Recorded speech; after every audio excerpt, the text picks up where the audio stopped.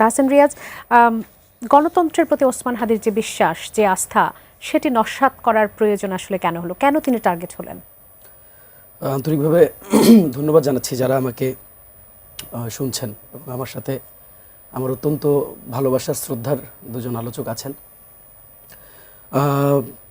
দেখুন, আজকে আমরা সবাই আসলে খুবই কঠিন একটি মুহূর্তেও সবাই একসাথে উপনীত হয়েছি। আমরা আমাদের গণতন্ত্রের জন্য যার লম্বা সংগ্রাম, আমরা তাকে কিছুক্ষণ আগেই কবরে রেখে এসেছি। এবং যেমনটি আপনি বলছিলেন যে কেন ওসমান হাদি, আসলে এটা একটা এখন মহাকাব্যের মতন। আমরা যখন ওসমান হাদিকে আমরা যখন দেখেছি, তার সাথে আমাদের যখন প্রথম নাগরিক কমিটি আপনারা জানেন ফর্ম করা হলো, উনি আমাদের সাথে আমরা একসাথে কাজ করেছি লম্বা সময়, আমাদের সাথে বিভিন্ন ইস্যুতে বিভিন্ন কথা, বিভিন্ন ধরনের ভিউ এক্সচেঞ্জ আমরা সব সময় করেছি। যে বিষয়টি আসলে মৌলিক প্রশ্নের জায়গা, সেটি হচ্ছে যে কেন ওসমান হাদি, সেই উত্তরটি যদি আপনি জানতে চান তাহলে হচ্ছে এই জন্য ওসমান হাদি যেই বস্তা পচা রাজনীতিকে আমরা 5 আগস্টের পর চ্যালেঞ্জ করতে চেয়েছিলাম, যে ট্রেডিশনাল ফরম্যাটের রাজনীতিকে, যেই ইস্টাবলিশমেন্টকে আমরা সরাতে চেয়েছিলাম, একেবারে শেষ অবধি ওসমান হাদি যেই জুলাইয়ের স্পিরিটকে সাথে নিয়ে ওসমান হাদি এই কথাগুলো বলে গেছেন। সাধারণ মানুষের কাছে ওসমান হাদি একেবারে নিরেট, কোনো ধরনের ভিন্ন চিন্তা ছাড়া, কোনো ধরনের ব্যক্তি স্বার্থ ছাড়া, কোনো ধরনের কোনো কিছুর প্রাপ্তির চিন্তা ছাড়া তিনি মানুষের কাছে পৌঁছেছেন। আপনারা দেখেছেন যে কিভাবে করে একটা পুরো ইন্টায়ার পলিটিক্যাল কালচারকে, পুরো ভোটের কালচারকে চ্যালেঞ্জ করা যায়। এবং আমি আপনাকে শিওরলি বলতে পারি, আপনি পুরো বাংলাদেশের ইন্টায়ার হিস্ট্রির দিকে তাকান, you will never get this. যেভাবে করে বাতাসা মুড়ি দিয়ে যেভাবে করে নির্বাচন প্রচারণা করা যায়, আজকে 2025 সালে আমরা আছি, যেখানে টাকার ছড়াছড়ি, যেখানে আমরা দেখছি যে রাস্তাঘাটে কে কত জাঁকজমকপূর্ণ সমাবেশ করতে পারে, কে কত বড় এলইডি স্ক্রিন লাগিয়ে সমাবেশ করতে পারে, কে কত বেশি পয়সা খরচ করে লোক আনতে পারে, আমরা সেই কালচার থেকে আমরা বিলং করছি। সেখানে ওসমান হাদি মাত্র 5 জন ছেলে নিয়ে ফজরের নামাজ কোনো একটা মসজিদে পড়ে প্রত্যেকটা মুসল্লির কাছে গিয়ে শুধুমাত্র একটা কথা বলেছে যে গণতন্ত্রের জন্য আপনারা এবার ভোট দিতে আসেন। আপনি একটু চিন্তা করতে পারেন, এই মানুষটার একটা যে ছোট্ট কথা আমি আপনাকে বলি। সে একদিন বলতেছে যে আমাকে ভোট দিবে না, ওই লোক কেন্দ্রে আসবে, ওই লোকের নিরাপত্তার জন্য আমি রাজনীতি করি। Can you imagine that? অথচ আমরা কিভাবে করে চিন্তা করি, আমাদের চিন্তাগুলো কিভাবে করে ফাংশন করে, আমরা কিভাবে করে প্রসেস করি, আমরা কিভাবে করে আমাদের রাজনীতিকে সাজাইছি, কত নোংরাভাবে আমরা আমাদের রাজনীতিকে সাজাইছি।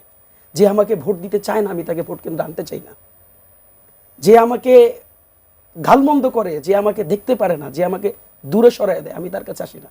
অথচ যেই ব্যক্তি তার গায়ে ময়লা পানি মারে, সে দাঁড়ায় বলতেছে যে আমার গায়ে তো 3 বার ময়লা পানি মারছো, আরেকবার মারো, কোনো সমস্যা নেই, I will be here with you. কারণ আমি তো মানুষের, ইভেন দেখেন দৃষ্টিভঙ্গিটা দেখেন, কত ফার ডিফারেন্ট দেন আস। আল্লাহ তো আসলে যাকে তাকে শহীদ হিসেবে কবুল করে না। আল্লাহ খুব পছন্দের যারা, তাদেরকেই এই উচ্চ মাকামটা দান করেন, তাদেরকেই উচ্চ স্তরে নিয়ে যান। আমরা জিয়াউর রহমানের রাজনীতি দেখেছি, আপনি দেখবেন যে কিভাবে করে আল্লাহ তাকে বিশেষভাবে তাকে কবুল করছেন। এবং বাংলাদেশের রাজনীতিতে তার যেরকম অবদান ছিল, দেখবেন জিয়াউর রহমানকে আমি আজকে চ্যালেঞ্জ করে বলি, গোটা বিএনপি জিয়াউর রহমানকে যেভাবে করে ধারণ করে নেই। জাতীয়তাবাদী দলের তো কর্মী ছিল না হাদি, তার থেকে অনেক বেশি ওয়েট নিয়ে তাকে ধারণ করছেন। এবং পুরো জার্নিটার দিকে আপনি তাকাইলে আপনি দেখবেন যে প্রত্যেকটা জায়গায় একটা ডিফারেন্ট জেস্চার।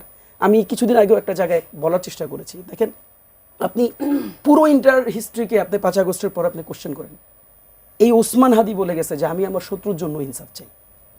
এবার এইভাবে করে কেউ ভাবতে পারে, এইভাবে করে কেউ ফাংশন করতে পারে, আমি এটা দেখি নাই, আমি এটা পাই নাই কখনো। কাজেই দেখেন দিস ইজ ওয়াই ওসমান হাদি। কারণ বাংলাদেশের ইস্টাবলিশমেন্ট যারা বাংলাদেশকে সবসময় একটা নতজানু রাষ্ট্র হিসাবে দেখতে চায়, আপনি দেখেন আধিপত্যবাদ বিরোধী শক্তির বিরুদ্ধে যে তার হুঙ্কার, তার যে সোচ্চার পদযাত্রা এবং তার যে অ্যাক্টিভ মুভিং, প্রত্যেকটা পদক্ষেপে তিনি কিন্তু এই জিনিসগুলোকে চ্যালেঞ্জ করেছেন। প্রত্যেকটা পদক্ষেপে তিনি বলেছেন যে কিভাবে করে আমরা এখনো নতজানু রাষ্ট্র হয়ে পড়ে আছি। 5 আগস্ট হয়েছে, এত বড় গণঅভ্যুত্থান সংগঠিত হয়েছে বাংলাদেশে, কিন্তু এখনো আমরা ওই গণ্ডির রাজনীতি থেকে আমরা বাইরে হতে পারিনি। কাজেই দেখেন ইটস ভেরি ক্লিয়ার, খুনিকে এটা তো আমরা এখন জানি। এবং এটার আলটিমেটলি ওসমান হাদি কেন, ওই যে আপনি যেটা বলেছেন যে মানে গণতান্ত্রিক যে স্পিরিট, এই স্পিরিটকে চ্যালেঞ্জ করাটা তো আসলে খুনিদের কাজ ছিল। তারা চাচ্ছিল যে এক ওসমান হাদিকে যদি আমরা কোনোভাবে সরিয়ে দিতে পারি এখানে। ওসমান হাদি তো আসলে ওসমান হাদির ছিলেন না শুধু, ওসমান হাদি তো নাগরিক কমিটির ছিলেন না, নাগরিক পার্টির ছিলেন না, বিএনপির ছিলেন না, জামাতের ছিলেন না, তিনি ছিলেন তো আসলে আমাদের সবার, আমাদের মধ্যমণি ছিলেন। কাজেই দেখেন তারা এই মেসেজটা বাংলাদেশে দিতে চেয়েছে যে ওসমান হাদিকে আমি যদি আমরা কোনোভাবে এখান থেকে যদি এলিমিনেট করতে পারি তাহলে বাংলাদেশে একটা সংখ্যার পরিবেশ তৈরি হবে, বাংলাদেশে একটা মানে ক্রাইসিস মুভমেন্ট ডেভেলপ হবে। এবং এই ক্রাইসিস মুভমেন্টকে দিয়ে যারা এই নির্বাচনে নাই তারা তো কোনোভাবেই চাবে না যে নির্বাচনটা এক্সিকিউটেড হোক। কাজেই দেখেন এটা একটা লং রাজনীতি, আমি আজকে রাজনীতি নিয়ে বলার মতন অবস্থায় নাই, শুধু এতটুকুই বলি যে ওসমান হাদি বাংলাদেশের এন্টায়ার পলিটিক্যাল কালচারকে চ্যালেঞ্জ করছিলেন। অসংখ্য ধন্যবাদ তাহসিন রিয়াজ।